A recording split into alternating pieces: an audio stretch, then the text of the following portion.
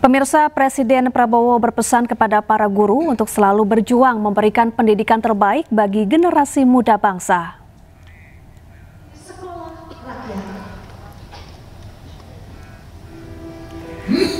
Pesan Prabowo disampaikan saat menghadiri pembekalan guru dan kepala sekolah rakyat di G-Expo Kemayoran, Jakarta. Di hadapan guru sekolah rakyat, Presiden Prabowo Subianto meminta agar selalu berjuang untuk memberikan pendidikan terbaik bagi generasi muda sebagai kunci untuk memutus kemiskinan. Prabowo menyampaikan semangat optimisme Indonesia yang akan memiliki pabrik mobil hingga kereta api sendiri. Ia juga mengajak semua pihak bersama-sama membangun bangsa dan ia ingin kemerdekaan Indonesia dirasakan semua pihak, bukan segelintir orang saja. Kita selalu harus optimis. Indonesia akan punya pabrik mobil sendiri.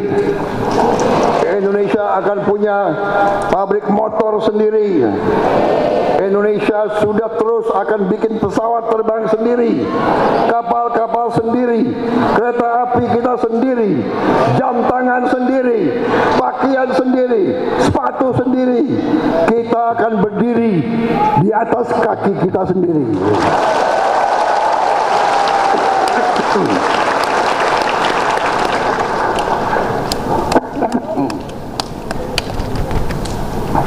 Saya semangat karena saya lihat kalian semangat.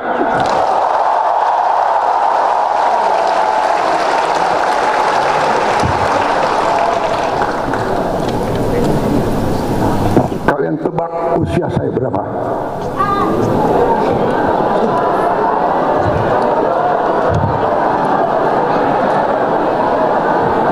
Siapa yang tepat?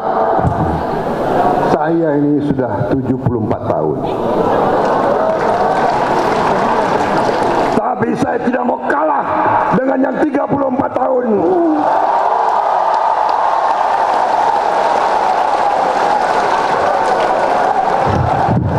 Kalau kalian semangat, saya lebih semangat. Bersama-sama kita bangun Indonesia yang kita cintai ini.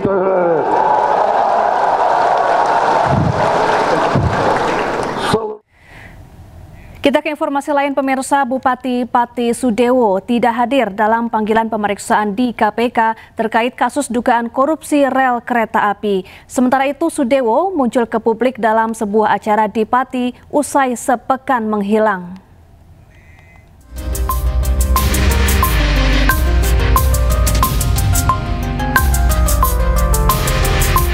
Komisi Pemberantasan Korupsi memanggil Bupati Pati Sudewo untuk diperiksa sebagai saksi terkait kasus dugaan korupsi proyek jalur kereta api Jumat kemarin.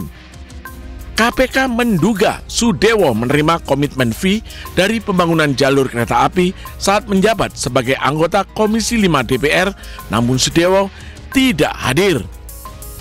Ada pemanggilan kepada yang bersangkutan terkait dengan dugaan tindak pidana korupsi pada proyek pembangunan jalur kereta ya, khususnya di wilayah Jawa Tengah. Kita tunggu apakah nanti yang bersangkutan hadir memenuhi panggilan. Sementara itu, usai sepekan menghilang pasca demo besar-besaran dan dikabarkan sakit, Sudewo muncul ke publik dalam sebuah acara pramuka di Pati. Baru muncul, Pak, di kantor, tanda tangan koordinasi. Kemarin ke Jakarta juga, Pak, infonya, Pak? Di Jakarta ya, karena itu APKASI, ada rapat APKASI Asosiasi Pemerintah Kabupaten seluruh Indonesia, dan juga menghadap Pak Menteri PU. Sangat sakit, Pak, kemarin, Pak? Sudah sembuh berarti ya? Ya, alhamdulillah doanya. Hak angket gimana, Pak, Bupati? Ya, monggo saya menghormati proses di sana berjalan. Kalau dipanggil siap datang, Pak, ya? Ya, insya Allah. Adapun dalam kasus dugaan korupsi rel kereta api Solo Balapan Kadipiro dan Kalioso tahun anggaran 2018-2022, KPK telah menetapkan sejumlah pejabat Kemenhub dan pihak swasta sebagai tersangka. Tim Liputan iNews melaporkan. Sementara itu, rapat Pansus Hak Angket DPRD Pati kembali digelar dengan pemanggilan mantan Kepala Badan Pengelola Keuangan dan Aset Daerah Pati. Terungkap kenaikan PBB P2 hingga 250% dilakukan tanpa kajian dan rapat pertama berlangsung di rumah pribadi Bupati Pati Sudewo. Assalamualaikum warahmatullahi wabarakatuh. Salam yang hadir yang bisa mengikuti secara langsung di kantor. Rapat Pansus Hak Angket DPRD Pati menghadirkan mantan Kepala Badan Pengelola Keuangan dan Aset Daerah atau BPKAD Pati, Sukardi. Dalam rapat, tim Pansus mencecar Sukardi sejumlah pertanyaan terkait dasar kenaikan PBB P2 di Kabupaten Pati. Sukardi pun menjelaskan pada 23 Maret 2025, dirinya hanya hadir karena diundang tanpa tahu siapa pengundang resmi. Ia juga membenarkan rapat pertama kenaikan PBB tersebut digelar di rumah pribadi Bupati Sudewo, tanpa kehadiran sekretaris daerah dan asisten bupati. Di Pansus itu adanya tidak adanya surat itu pelibatan dari Sekda kemudian. Iya, itu gimana Pak tanggapannya? Saya kan diundang. Terima kasih. Sementara itu, salah satu anggota tim Pansus Hak Angket menilai rapat kenaikan PBB di rumah pribadi Bupati Sudewo cacat hukum. Itu kan rapat dadakan ya Mas ya. Secara hukum sih memang tidak sah, tapi itu memang sudah dilakukan. Menurut dari hasil rapat? Tadi ditemukan dari BPKAD yang lama belum ada kajian terkait kenaikan PBB. Berarti kenaikan PBB tanpa kajian Mbak ya? Belum ada kajian. Rapat Pansus Hak Angket akan dilanjutkan dengan agenda mendengarkan keterangan dari Kepala BPKAD Pati dan Dinas Inspektorat yang saat ini menjabat. Dari Pati, Jawa Tengah, Lazarus Sandi, iNews melaporkan. Pemirsa, Komisi Pemberantasan Korupsi menggelar rapat koordinasi dengan seluruh jajaran pimpinan daerah di Sulawesi Utara. Rapat membahas program pemberantasan korupsi di Provinsi Sulawesi Utara. Jajaran pimpinan daerah mulai dari gubernur, wali kota, bupati, hingga pimpinan partai politik di Sulawesi Utara mengikuti rapat koordinasi dengan Komisi Pemberantasan Korupsi KPK di Gedung Merah Putih Kuningan, Jakarta Selatan. Rapat yang turut dihadiri Ketua DPW Partai Perindo Sulawesi Utara, Rudi Mevo Rumengan ini membahas program pemberantasan korupsi yang akan dilaksanakan di seluruh pemerintah daerah di 15 kabupaten kota yang ada di Sulawesi Utara. Ya, baik, terima kasih. Kami sebagai masyarakat Sulawesi Utara sangat mendukung program KPK ini, rakor di KPK ini masalah korupsi bersama kepala daerah yang ada di Sulawesi Utara, dan kami juga selalu mendukung khususnya Pak Gubernur Sulawesi Utara karena program utamanya Pak Gubernur Sulawesi Utara itulah memberantas korupsi. Pemberantasan korupsi yang masif di tiap daerah di Indonesia akan berkontribusi bagi kemajuan daerah dan meningkatkan kesejahteraan masyarakat. Dari Jakarta, Anissa Rizkia, Sadu Santo Budi, Yudi Richard, iNews melaporkan. Beralih ke informasi lain, pemirsa, jadi tempat maksiat dan langgar syariat Islam. Sebuah hotel di Banda Aceh disegel. Sebelumnya saat digerebek, petugas mendapati pasangan tidak sah dalam kamar hingga alat kontrasepsi yang berserakan.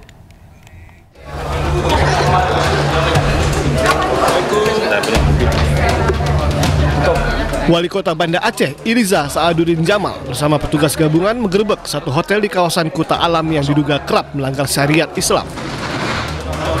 Saat satu kamar digeledah, didapati satu pasangan bukan suami istri berduaan di dalam kamar dan diduga berbuat asusila. Hal ini lantaran petugas juga menemukan alat kontrasepsi bekas pakai.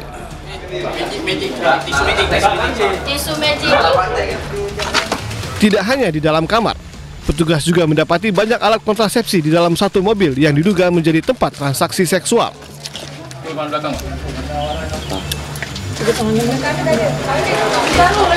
Karena terbukti melanggar syariat, pemerintah kota langsung menutup sementara operasional hotel untuk pemeriksaan lebih lanjut. Ada dua hal. Yang pertama memang izin usahanya itu adalah untuk residen, adalah untuk tempat tinggal ya, rumah. Tapi kemudian ini dijadikan penginapan. Nah, jadi betul-betul ilegal tanpa izin. Dan sudah terjadi 3 kali temuan dari pelanggaran syariat di Pula ini, sehingga hari ini kehadiran kami untuk menyegel, tidak boleh ada operasional apapun untuk sementara waktu. Tindakan tegas ini merupakan bentuk penegakan Kanun Nomor 6 Tahun 2014 tentang hukum jinayat. Hotel ini juga sudah dipantau secara intensif dan adanya laporan masyarakat yang resah dengan aktivitas prostitusi yang terjadi. Dari Banda Aceh, Sukri Sarifudin, iNews melaporkan.